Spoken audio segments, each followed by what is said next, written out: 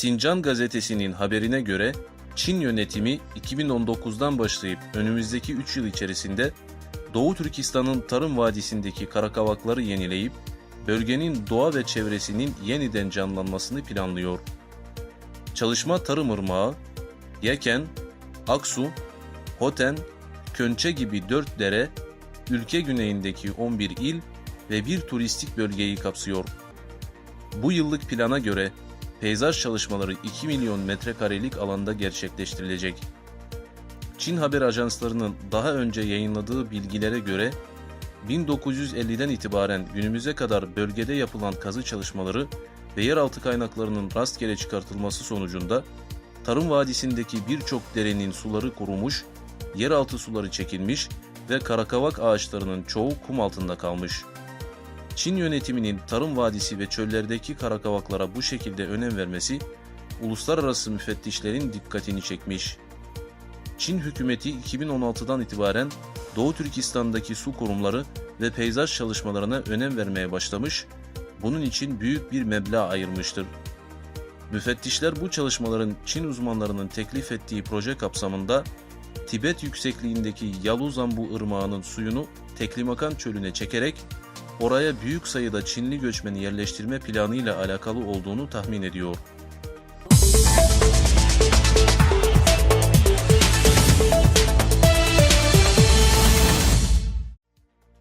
Çin komünistlerinin yurt dışında askeri üssünün varlığını inkar etmesine rağmen Çin'in Cibuti'de kurduğu üs hakkındaki bilgiler doğrulanmıştır. Amerikan haber ajansları Çin'in Tacikistan'da ikinci askeri üssünü kurduğunu açıkladı. Hindistan medyası üssün uydu fotoğrafları ve üs hakkındaki detaylı bilgileri yayınlayarak Çin'in diğer ülkeleri askeri güçle sindirerek büyümek istediğini ifşa etti. Çin'in bu adımı birçok ülkeyi tedirgin etmeye başladı. Hindistan'ın The Print sitesi ve Washington Post gazetesinin haberinde Çin askerlerinin Tacikistan'daki üsse daha 3 yıl önce yerleştirildiği açıklanıyor. Bu üs, Çin-Tacikistan sınırı ve Afganistan'ın stratejik noktası sayılan Vahan Koridoru'na yakın bölgede bulunuyor. Vahan Koridoru, doğudan batıya uzanan dar bir kemer olup, Pamir yüksekliğinin batısı ve Hint dağ sisteminin kuzeyi arasındaki bir bölgedir. Vahan, Çin'i Afganistan ve Pakistan'ın Hayber ile Pahtunhava bölgelerine bağlayan bir yol olup, bir kemer bir yol projesi kapsamındaki Çin-Pakistan ticaret koridoru için büyük önem taşır. Adı geçmiş sitelerde üssün uydu fotoğrafları, yerleştiği bölge ve orada bulundurulan silahlar gibi tafsilatların yanı sıra üssün önemi ve bölgedeki ülkeler için taşıdığı tehlike de açıklanmıştır. Bu üs, Tacikistan'ın Kızıl Rabot bölgesine yerleşmiş olup, Çin-Tacikistan sınırına 30, Vahan koridoruna ise sadece 12 kilometre uzaklıkta olduğu için koridorun kuzeybatısını rahat bir şekilde kontrol etme imkanını sunuyor. Çin'in bu üssü, Cibuti'de kurduğu üstten daha küçük olsa, uzun vadede büyüme planları olursa etrafında yeterli yer bulunuyor. Üs, askeri uçak pisti ve takviye sistemlerinin yerleştirilmesi için kullanılabilecek büyük bir alana sahip. Bu üs, Çin yönetiminin Afganistan'ın istikrarsızlığı ve bölgedeki hareketliliğin Doğu Türkistan'a yansıması endişelerini azaltsa da Hindistan ve bölgedeki diğer ülkeler için bir tehlike sayılır. Çünkü bu üs, Çin komünistlerinin stratejik nokta olan Vahan koridoruna erişimini kolaylaştırır.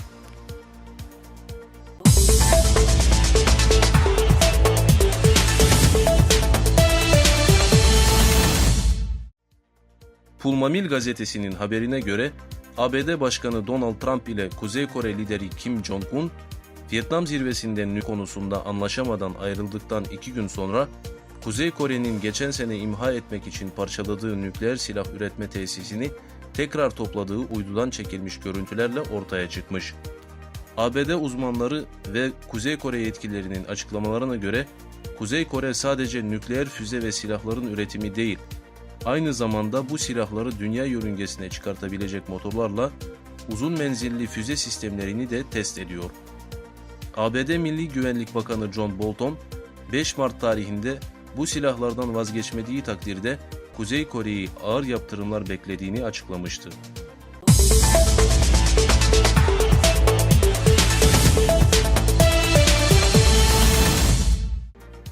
Moskova'da gerçekleşen toplantıda konuşan Baş Müftü Ravil Gaynuddin, son zamanlarda Rusların büyük oranda Müslüman olması, İslam'ın güçlenmesine sebep olduğu, geçen sene Kurban Bayramı namazı için camilere gelenlerin sayısının 320 bini geçtiği ve yakın gelecekte Rusya nüfusunun %30'unu Müslümanlar oluşturacağını açıkladı. Namaz kılmak için camilere gelenlerin sayısının artması sevinç verici bir husus olduğuna değinen Gaynuddin, geçen senelere oranla bu yıl namaz kılanların arttığının altını çizdi. Baş müftü, her bir şehirde İslami eğitim merkezlerinin açılması gerektiğini vurguladı.